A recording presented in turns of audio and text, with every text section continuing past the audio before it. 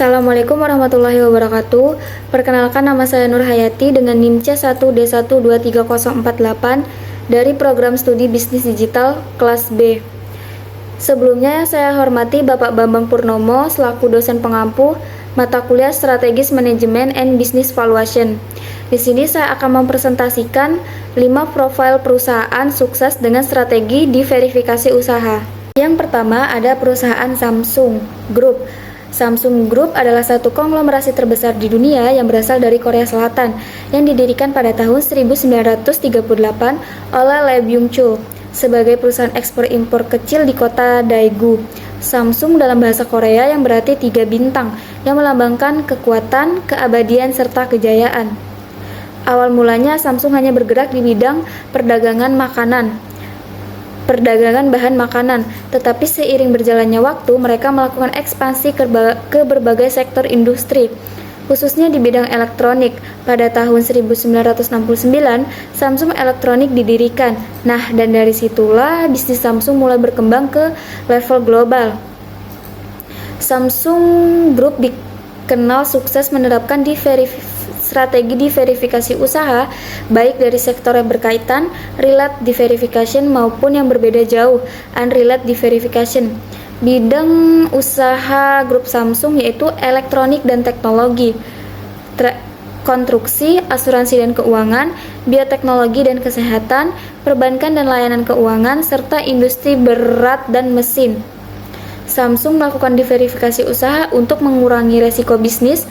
Satu sektor mengalami penurunan, memanfaatkan peluang pasar di berbagai sektor strategis di Korea dan global, membangun ketahanan bisnis terhadap gejolak ekonomi global, serta untuk mengoptimalkan sinergi antar unit usaha di bawah payung grup Samsung. Hasil diverifikasinya yaitu Samsung Electronics menjadi produsen smartphone, TV, dan chip memori terbesar di dunia. Samsung Biologis termasuk pemain utama di industri biofarma global.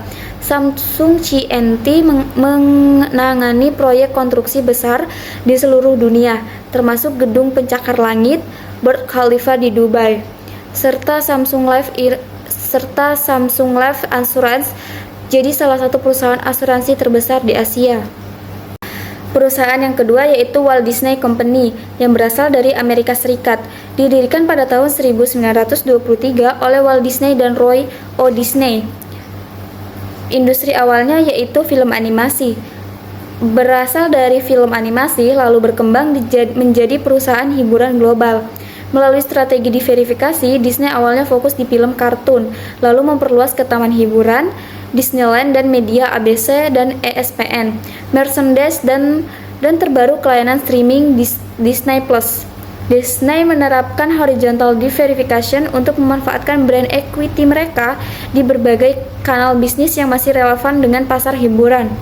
Bidang usaha Disney ini adalah film dan studio animasi, taman hiburan, media NTV, streaming, merchandise, dan produk konsumen.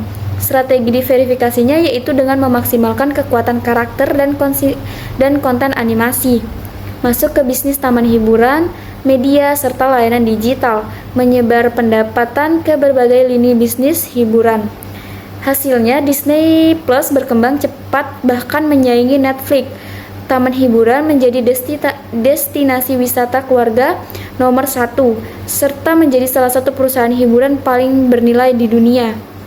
Selanjutnya yang ketiga yaitu perusahaan Astra International Indonesia yang didirikan pada tahun 1957. Industri awalnya yaitu perdagangan umum. Dari usaha perdagangan, Astra berkembang menjadi konglomerasi nasional dengan berbagai lini usaha.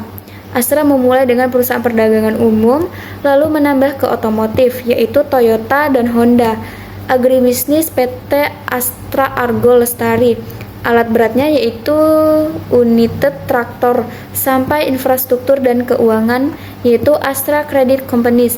Strategi ini untuk memastikan pendapatan dari berbagai sektor andalan ekonomi di Indonesia.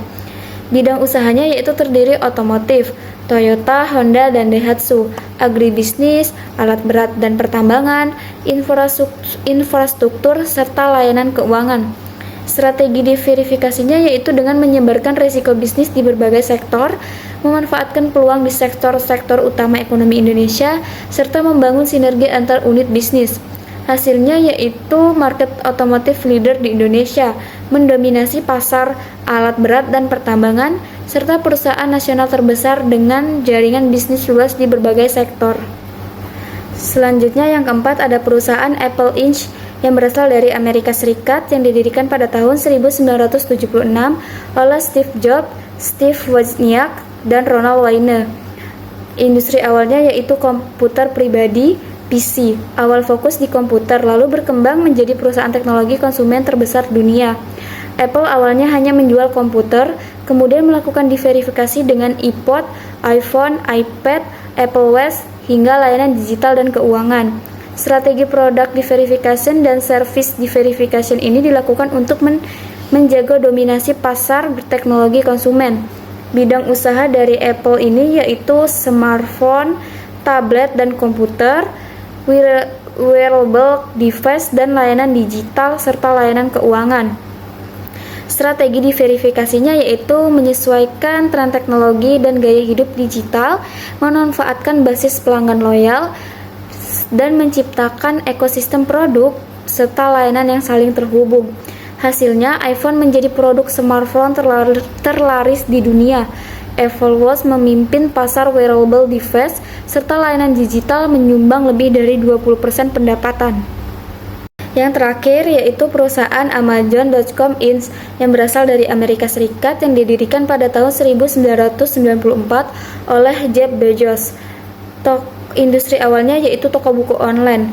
Dari bisnis toko buku online, Amazon berkembang menjadi raksasa teknologi dan layanan digital global, dan salah satu perusahaan teknologi terbesar di dunia. Bidang usahanya yaitu e-commerce, marketplace terbesar di dunia, cloud computing, Amazon Web Series, streaming, Prime Video, perangkat elektronik yaitu Kindle dan Echo, retail fisik, Whole Food Market. Strategi diverifikasinya yaitu mengurangi ketergantungan di e-commerce, memanfaatkan teknologi dan bisnis pelanggan, serta masuk ke cloud, hiburan digital, serta retail fisik. Hasilnya yaitu AWS menjadi penyumbang laba terbesar di dunia. Prime Video mampu bersaing dengan Netflix, serta Amazon menjadi perusahaan teknologi terbesar yang bernilai lebih dari 1 triliun US dollar. Sekian presentasi dari saya, mohon maaf jika banyak kesalahan kata. Saya akhiri dengan wassalamualaikum warahmatullahi wabarakatuh. Terima kasih.